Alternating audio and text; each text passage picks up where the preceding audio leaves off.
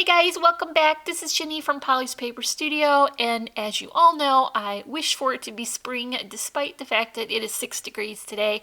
So I've been creating a collage sheet which has some beautiful floral and birds, which is helping me to look forward to warmer weather. Here's that sheet, and basically I just wanted to create some great images that I could use my pattern paper stash on. So these are very versatile. I used pinks and grays. You could use greens, and that will really help you to get through your stash. So I printed that in the size it is the file in the shop. So I didn't alter the size of them, I just used them just as they were.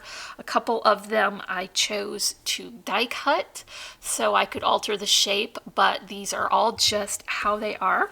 The first project I have to share here is very layered. It has a lot of like mixed media supplies and trims. I created a crackle finish frame, and that is creating a lovely focal point with my image. I've put some mica flakes on there for an accent and layered all kinds of beautiful, soft, dreamy colored flowers and vintage buttons and some fun trims. So this is a fun size card to make. I don't know if y'all have been following me, but lately I've just really been working in this size because it really stretches my creativity. So I've also created just a simple A2 size card. This is great for like all occasions and have it on hand if you need to pull out a birthday card or a get well card. And I finished the inside while I was using up that paper stash so I could get through even more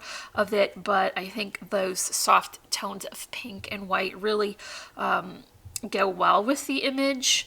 I've got a small little tag style wall hanging here, and it has that fun coved corner shape. It's a 110-pound cardstock inside. It's super sturdy, and for the image on this one I used a circle to cut that out with a die and topped it on a white doily that was die cut, and then finished it with some beautiful coordinating flowers and trims.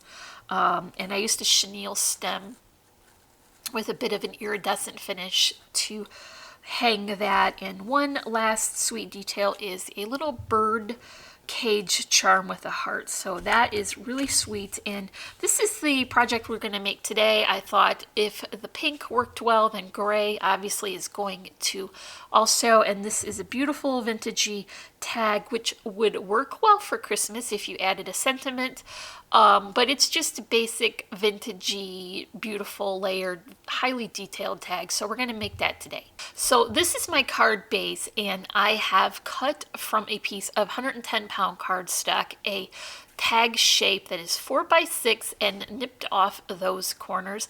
I picked that size just because I want to be using up my scraps, and this is the perfect size tag to do that. And I used a complementary gray pattern for the front. This is very neutral and does not contrast much. So this reads as a neutral on the front, and then on the back I went ahead and went for a little bit more detail. This is just going to finish it off so that everything looks nice from both sides. So my tag base is all set, and I can add my next layer, and this is the pattern for the front.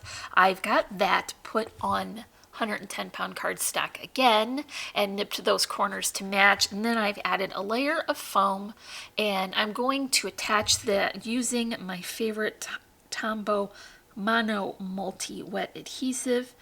That works really good for craft foam. Here is a stripe for the bottom, and once again, this is not a high contrasting pattern, so it will complement that busier one on the top and have a little bit of extra detail. I've got a die cut doily in a crisp white, and that will help to give me a nice base for the images and the extra embellishments, which is going to be these beautiful corners from Gypsy Soul laser cuts. They're just a very sweet little intricate corner. I'm gonna make a frame out of that by adding them to each of the corner and then topping it with my image. And I finished it with a slate gray so that it really pops out. You want to make sure to catch that beautiful detail. And I'm going to add those right here. I just tacked those down with a little bit of that Tombow glue behind the larger leaves to hold that in place. And here's the image from the collage sheet, and I am just completely obsessed with that beautiful red bird.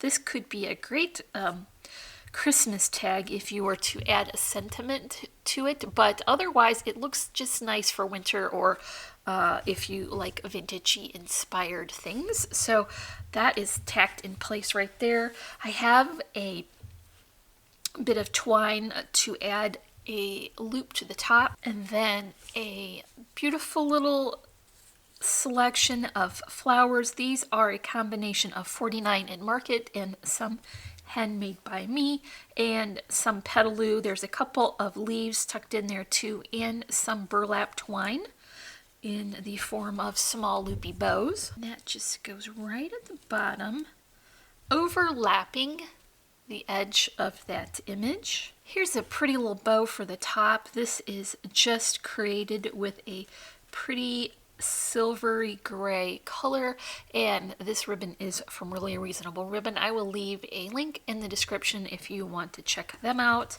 And that is going to finish the top really nicely. Got a couple buttons here which will be our final details, and I'm just going to add them right to the top. Okay, so this is the last of the 4 projects I've created so far with that collage sheet, that beautiful vintagey tag. Here is that small wall hanging, a very simple but beautiful A2 size greeting card that would work great for any occasion, and then this one which is just a bit more fancy and has some mixed media supplies. So if you want to check out that collage sheet, I will link it in the description. I've got a link there as well for the ribbon and also the flowers and Gypsy Soul laser cut for the chipboard. So if you enjoyed this project, give me a like, leave me a comment, and don't forget to subscribe. As always, I'm wishing you a happy and productive day, and I thank you so much for watching. Bye!